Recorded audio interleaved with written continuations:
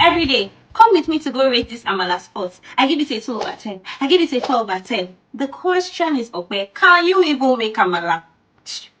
Where come, let me teach. The first thing we're going to be starting with is the stew, because we cannot agree that if the stew for the Amala is not nice, the Amala is not going to be nice. And that's what we're giving you guys those 2 and 4 over 10. So this is a fail-proof stew recipe that you're going to love. Step 1, turn on the heat. Fine. Step 2, we're going to go in with our palm oil. What you want here is to bleach the palm oil by 70%.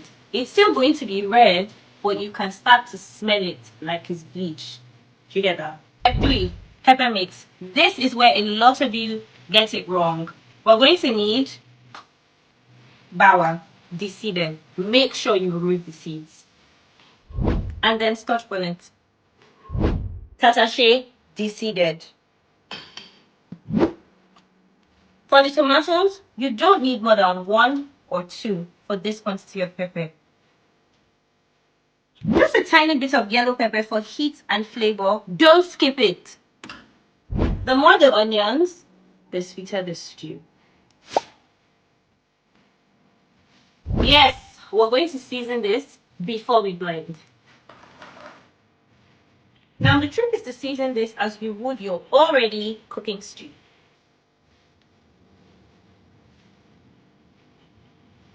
Now you blend.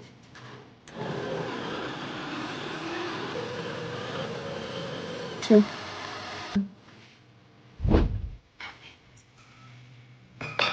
Now our oil is 70% bleach. We can smell it, but you can still tell that this is palm oil.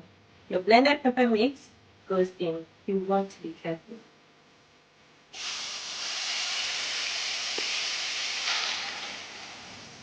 Simple stir. We're going to let this simmer for 4 minutes. 4 minutes after, you're going to go in with your fresh fish. The quality of fresh fish you use matters. This is fresh croaker. Quite expensive, but I'm an expensive babe. Now, if you can't afford fresh croaker, feel free to use mala fish. And if you can't afford mala fish, jump into the ocean and catch it yourself. The amount of time it takes this fish to cook is the amount of time it's going to take for the stew to be done. So, check on the fish. You ain't got to do too much. Just watch me. Water. Water. Just a tiny bit of potage. It makes the thickness for heat. Some onion. Look, cause big. Fish. Some junior pepper chili cubes. I know some of y'all will say, ugh, that's too much. We only do salt and water. That's your business. This is my business. Okay? Some shrimps, cause what? Be expensive. Shit. Some blended okra.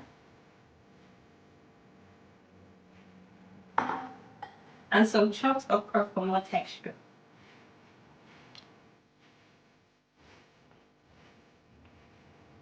Finally, some imitation crab. This you can totally skip.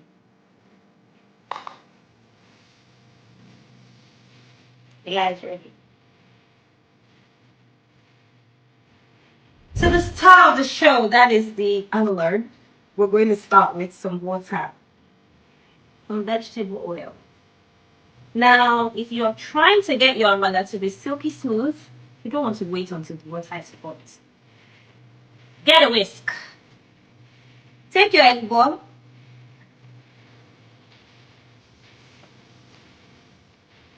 The secret in making silky smooth Amala is getting the consistency right before it gets hot. That's exactly what I'm doing. So you can see how lump-free this is. You're going to keep mixing this until it starts to get hot. Then you will switch to a spatula. So your amala is going to start to form at this point, and you're going to switch to a spatula, something strong that can withstand the work that you're about to do. And you're just going to keep stirring. So the more it forms, the more your motion starts to change. You get my drift.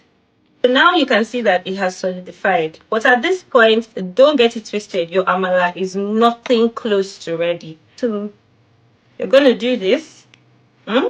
Water. We're going to let the amala cook through, and we'll come back to do the thing. And we're back. It's cooking.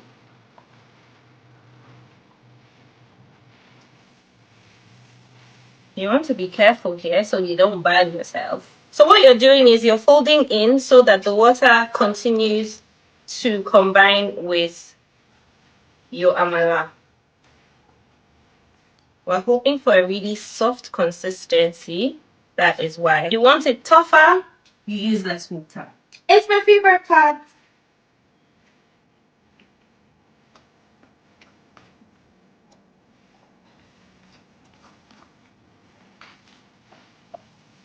Amala, don't do no. Now we serve.